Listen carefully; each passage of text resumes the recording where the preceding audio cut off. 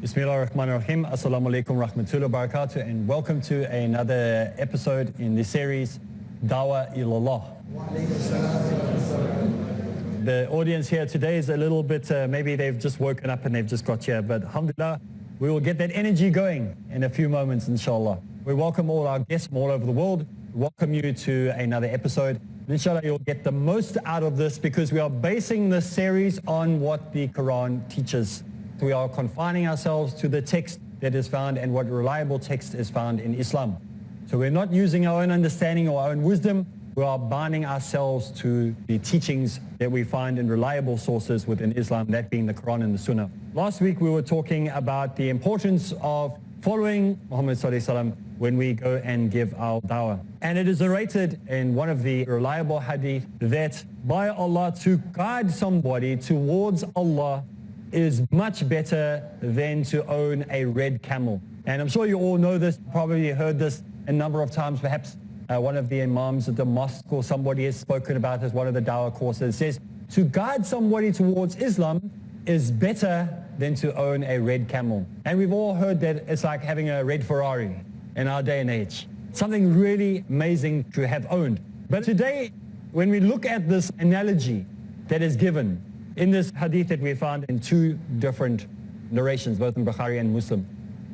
In these narrations, this narration that is given, we have to understand that the red camel, if we look at it today, was something that was very, very precious. It wasn't just for that time period, it was something that would be for all times. It wasn't just like having a camel. Now often we look at it and we just think of it as like owning a camel or having a car, and after 6 months or whatever, the car is no longer the best car on the road anymore. This was the idea of something having a long lifespan, being around for a very, very long time, because it has the idea inside the person that owns this. This is something that I can make more money out of. This is going to, I could actually breed this camel if you think. Imagine if you had a beautiful animal, like we have in South Africa. We have a lot of farmers, and they have a bull, and they hired the bull out to other farmers to breed with it because it's worth so much. And there is a gentleman that I know in South Africa who is a breeder of horses, has the most beautiful horses. And for breeding, he sells maybe $100,000. A lot of money, because he knows that it's valuable. In the same way, we got the idea when we hear the story, it's not just that one red camel. The idea is that it can lead to more things, more wealth. In the same way, when we look at dawah, it's not just calling one person, it's calling many people. It's something that's going to have fruits at the end. Even if you just called one person to Islam, it's the perfect scheme. But in Islam, we've got the perfect pyramid scheme. Because if you do dawah and you bring one person in, imagine you're getting a red camel for each person. It's the perfect pyramid scheme. Because whatever you breed from that camel is multiplying.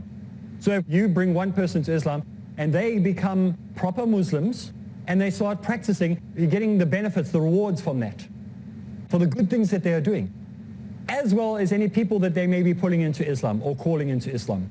So it's a double reward system. It's better than the pyramid scheme, because you're getting two types of rewards from this. That's why people get so excited about Islam. There's a thing that's floating around on YouTube, which I don't like. It's called Addicted to Dawah. And it might sound good, but it's got the idea of what happens when somebody's addicted to something. They get a remedy, and they're no longer addicted because they get off the addiction. The addiction is resolved. The addiction is taken away, and they get a treatment, and then you're no longer an addict anymore. Dawah is not addictive. It's natural. It's something that is normal. It's something that should be in you all the time. You don't have to get a fix or a high to get onto it. It's just a natural form of your existence. It's as natural as breathing. So I don't say get addicted to dawah, I just say do dawah. Because if you do dawah, it is a natural thing. It's not something that you have to get yourself in the zone for. Remember we said some people want to get into the zone, get that power going, come on in the gym, more push-ups, trying to get into the zone, get the energy going. And then what happens? Then they get flatlined afterwards. The energy levels drop and they can't, no, I can't do anymore. I can't push it. I've got no energy. We don't want to be like that. We don't have to get into the zone and get into some type of mode It should be natural. It should come out of the overflow of your heart, of the overflow of your knowledge.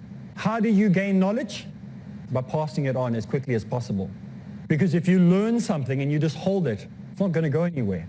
You need to take that knowledge and teach it to somebody else. The only religion in the world that allows you to take knowledge and teach it to somebody else is Islam. There shouldn't be copyrights. Because when someone writes something, you should take that and reteach it immediately. And that way you'll retain it because you taught it. When you read something, you're only going to remember a little bit of it. But if you read it, rewrite it, repackage it, and send it out, look at this writing that we are looking at now. It's by an author who probably doesn't even know that we're doing his book right now. Well, we're taking his information because it's good, sound information, we're repackaging it, and we're sending it out to the world. So that you have the benefits of somebody who probably doesn't even know that anyone even read his thing. It's sitting on a shelf somewhere and you didn't even know people were going to get it. The idea is to pass knowledge forward. And people are sitting here and at home, they're going to pass this on again. And so the reward will go to the man who wrote this. And so in Islam, we are being told to take this information forward, to lead others to knowledge. Do not let a scholar, and some of the scholars are going to go, oh, why did you say this on air? Do not let a scholar come to your town or to your village or your community or your mosque without stealing something from him. Not his clothing or his luggage, stealing knowledge from him. Say to him, before you leave, tell me one thing. Yesterday, I got caught outside the studio. And as I was walking outside the studio, somebody must have watched one of my talks somewhere along the line, and they said, tell me one thing about Dawah. They just said, tell me one thing about Dawah. They wouldn't let me go until I told them one thing about Dawah. And I go, oh, what do I say? You see, that's the right thing to do. Grab a person and say, tell me one thing about a hadith. Tell me one thing about this or that or whatever it is. Don't ask 20 questions because that scholar's got to move on. I mean, he's got a busy day normally. But you can ask one thing. And so you must be like a magpie. You know what a magpie is? Like a crow. It comes in and sees shiny things, comes down, swoops and grabs it and puts it in its nest. And then it likes shiny things. That's the way it does. This notebook I have here, it's got one-liners, it's just one-liners. Wherever it is, and just put it in. Maybe I've spoken to one of the people in the studio, maybe it's one of the technicians, and they said something, I thought, that's a good idea, I can build on that. And I write it down. So we must gain this knowledge. This is what's encapsulated in the idea of this red camel, is that it's not just a red camel. Sometimes you go, it's like a Ferrari. It's not just like a Ferrari. It's like having the car dealership that makes Ferraris. Because if you're doing dawah from the overflow of your heart, it's going to multiply and multiply, and you're going to get those people who became Muslims through you are going to get excited about dawah. The man who helped me become a Muslim, Ford Hendricks, a simple man, a person that nobody knows he even is. Maybe in South Africa a few people know, but the vast majority, 98% don't know who this man is. He had an excitement and a zeal and a passion for dawah. Did it pay off? Yes. Because he made me excited and passionate and want to do dawah. So if you're excited and passionate, don't you think the person who came to Islam through you is going to have that same zeal? This is why it cannot be a forced thing. You cannot get into the zone to do dawah. It must be a natural thing. It's not something that can be artificial. I spoke a few episodes ago about a group of South Africans, in fact all over the world they did this. They got buckets and they put roses in these buckets and they put little messages on each rose, and they went through the shopping centers and malls and they gave out these roses to people with the message of Islam. We're not telling you to go out on your own if you don't know how to do dawah. Go with the team. And then you'll get excited. So leadership is important. We're jumping the gun. That will be dealt with in one of the later part of the series. But next time we hear about somebody talking about the red camel and it's its value as a red camel, we now know it's not just a camel. It has far bigger repercussions than that. It is much greater than just simply being a red camel. So when we see someone coming to Islam, the significance of inviting this person to Islam has out of this world benefits, literally. It's the insurance policy that doesn't mature on this side of life, it matures on the other side of life. What you're investing in is not in this life, it's in the next. It's time for us to come back from the break. We'll continue, inshallah.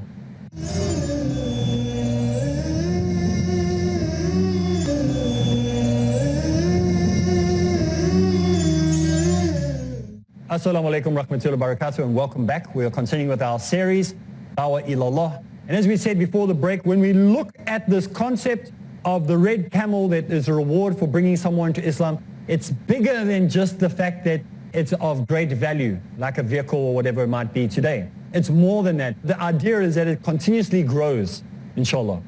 And so the reward that we get from inviting a person to Islam is a reward that cannot even be counted on this life. Perhaps that's the reason why we don't get judged on the day that we die. Why we have to wait till the day of judgment. Because we don't know what the score is. We don't know what is in the balance. The deeds that we did in our life don't stop there. What are those people going to do that are going to be added onto your list? Maybe you said something wrong in your life and you did something wrong and led people astray. What's going to be added onto your list for that? So there's a big repercussion to this when we look at it. There are many things that are continuing long after we go. And so this is the wisdom that Allah has. This is one of the great controversies in Christianity. As Christians will say, when you die, you go to heaven or hell immediately. But then if that is so, why is there a day of judgment? If you're already in heaven and you're already in hell, why must you be pulled out of hell to go back to hell again? And out of heaven to be judged, to be put back into heaven again? It makes no sense. The theology is flawed. We don't find this in Islam because Islam is a common sense religion. It's not a mystical religion that you have to try to find some guru to explain it to you, or have to try to figure out some deep theological meaning behind what the simple verse is saying. It just makes sense. Simplistic. So let's move on to the next point, and our brother will read. The next section deals with how to save mankind. How to save mankind from punishment. To save mankind from punishment, it is a must that dawah should be extended to those who are ignorant or on the wrong path. Messengers are bearers of good news and warning in order that mankind should have no plea against Allah after the messengers. Surah 4, verse 165. So the idea is to save mankind from punishment. This was the message of the Prophet Muhammad ﷺ, and this is the message that we must give to people. We're not doing it for any other reason. If you see somebody standing on top of a tall building, unless you're from First Nations, you know what First Nations are? First Nations are people that are indigenous to America and Canada. What we badly call Red Indians. There's no such thing. But these are First Nations people. They were the first nation in America, first nation in Canada, and we should refer to the people that were there in the beginning as First Nations. But out of respect, we call people of that descent First Nations. They are very, very good at heights. There's something inside their DNA that allows them not to be fearful of heights. You know, some people are good at swimming. Some people are good at running, like Ethiopia, second to none. Something in their DNA that Allah planted there allows them to be the greatest runners on this planet, basically. They are unbelievable runners. So different people have different abilities. But the First Nations people are not afraid of heights. You'll see them on these scaffoldings in New York, building. And they've got no connections, no things tying. We're looking at 60, 80, 100 stories up off the ground, just walking on this little thin ledge, doing bolts and everything. Unbelievable, unbelievable. I looked at it and I thought, this man's going to commit suicide or something. What is he doing? And here they've got this absolute, they just walking around chatting to each other like it's nobody's business. That's something that Allah has given them. But generally, if we saw somebody higher up like that, and they were on a ledge, you're going to try to help them. You're going to go, oh, this person is going to try and do something silly, or they're in a dangerous position. So we will try to go there to prevent them from hurting themselves. And so we'll try and pull somebody off from a dangerous position. If we see somebody walking and you're standing at the robots and you're talking to the traffic light, in South Africa, we call a traffic light a robot. I know it sounds silly, but we don't call them traffic lights, we call them robots. And I remember somebody saying to someone, when you get to the robot, you must turn left. And they said, we went there and we saw no robots walking around. He gave us the wrong directions. If you're walking at an intersection or traffic lights, and you're talking with somebody, and they don't look where they're going, they walk into the traffic and you pull them, you're saving them from being hit by a car, then you are doing a good thing. So in Islam, we are there to protect people from falling off ledges. We are there to prevent people from walking into the traffic of life. So this is what this narration is talking about, that we are to save mankind from punishment, from danger, from hurting themselves. And this is the dawah that we need to extend to people. And we need to specifically aim our dawah at those that are the most ignorant to the fact that they are in danger, not to the ignorant people. We are to go to those people who are most ignorant of the danger that they're in. So it has to be prioritized. Remember we spoke about triage? What is triage? Anyone remember? What is the most priority we give? Just a single intervention will do the most to that people. Okay. So triage is like the most important person on the accident scene. If say there's a multiple car pileup and there are 50 people lying all over the pavements, all over the floor. You go to the person who is closest to death first. You don't help the person who's got a cut finger. He goes, oh, I've got a cut finger. And this guy's got half of his head sticking out and his ribs are lying on that side of the street. That's the one you help, I'm sure. Am I right? So you go prioritize the danger. The one who is closest to death is the one you help first. And so we have to prioritize our dawah. We need to go to those people that are closest, not because of age, but because of ignorance. That's the priority. That are polytheists, those that are Christians, those that are calling shirk upon them every single day. Those are the ones that are the greatest danger. And that's why people say, why don't you just leave the Christians alone? Because we can't leave somebody standing on the edge. We can't let them walk into the traffic. It's our responsibility. We're going to be asked, why didn't you tell this person? We're going to be asked, we give you 150,000 opportunities to do dawah to even one person.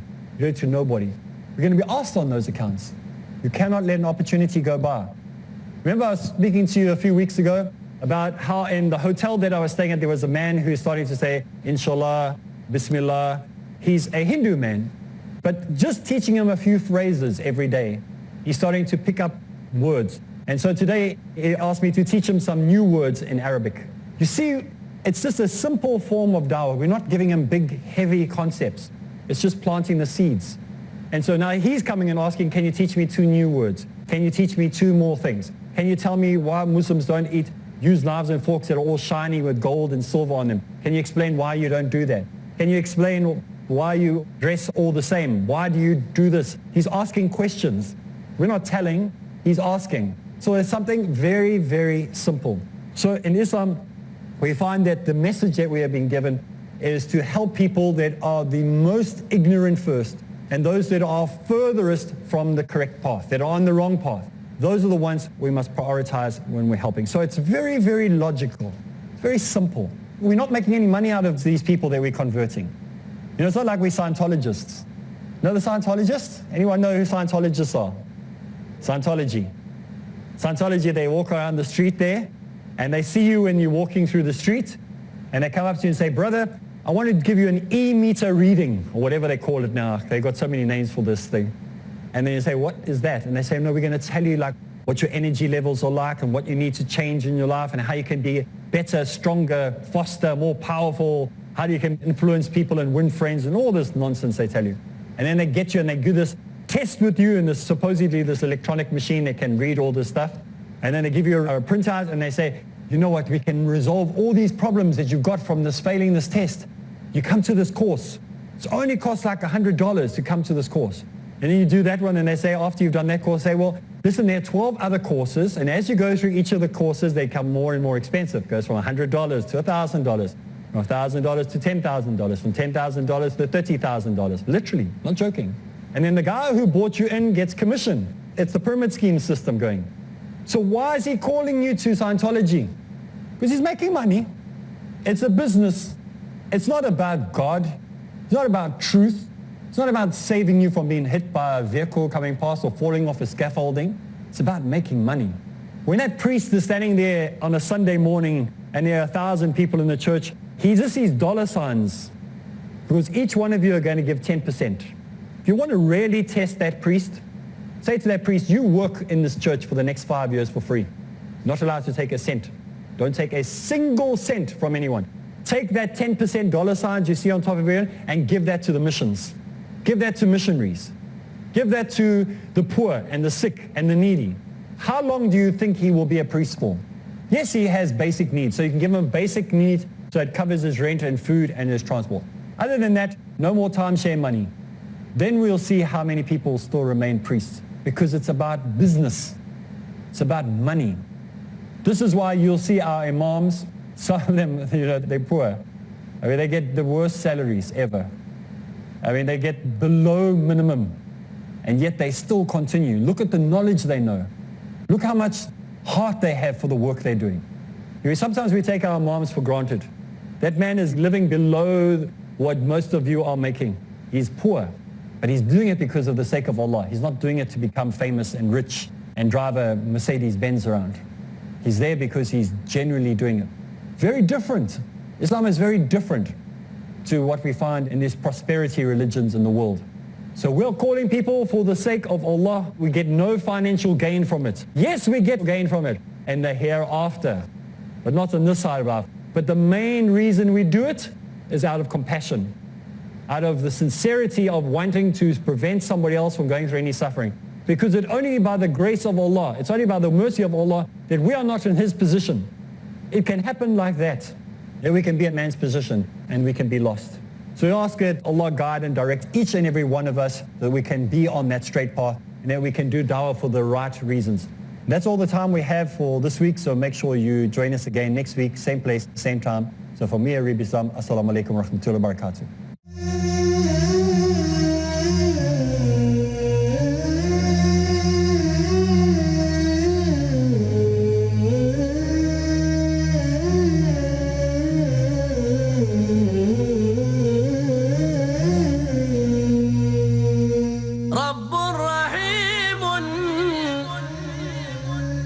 مشفق